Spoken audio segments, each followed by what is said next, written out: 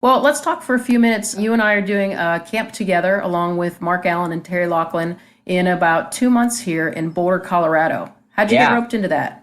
Yeah. So I'm basically the fill-in for Bobby McGee, and he's obviously well known in the world of triathlon.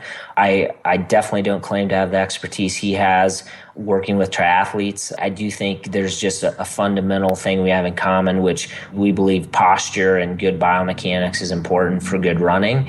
The way we go about teaching those things is a little bit different. To be a little more specific within even the idea of teaching is this idea of cues. Okay. So Okay. a cue is something that you give a runner, and a good cue helps that runner correct that problem.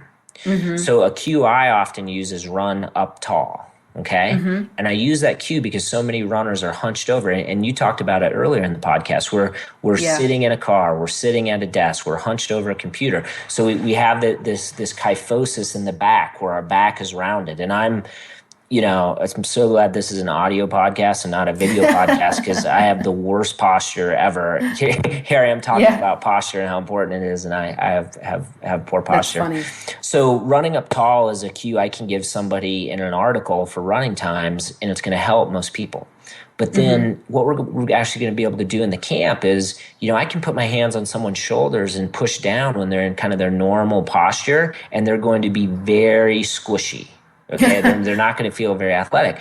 Well, now we get Mm-hmm. them standing on their. I was I about to say something dumb. Standing on their feet. Okay, Okay. so somebody is standing. Now, Yeah. what we do though is have them rock just a little bit forward, so they're maybe at a 1 degree body lean. And Mm-hmm. now they're feeling the weight on the middle of their foot, on their midfoot. Now I press down on their shoulders, and it's a rigid body. And if you Mm-hmm. think about it, that's what you want when you run. When you put that force into the ground with the foot, we all talk about core strength and why it's so important, but part of it is that we want a rigid structure so we can keep moving forward. Yeah. So you can transmit that energy. Yeah, and just to talk about the camp, so we'll do that. We'll do some things that are probably similar to what you guys have seen with Bobby in his videos with some of the drills. But then where I'll do some different things is I'll teach everybody the lunge matrix, which I think they should be doing for all their runs. Mm-hmm. I would also argue, the athletes can decide on this after the camp, but I think they should be doing it before they're swimming their bike as well. Because what the Mm-hmm. lunge matrix has you doing is moving in all three anatomical planes of motion. Okay. Yeah.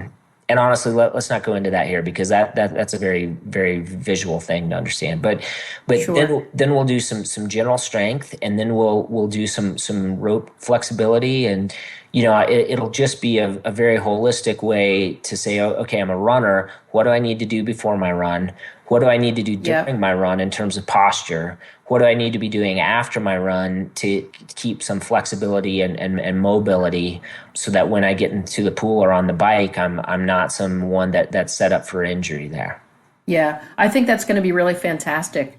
I was just with Bobby last weekend in Boulder, and Simon Martin, he and I helped Bobby coach this camp, and we had 22 runners there of all different experience levels and all different body shapes and sizes.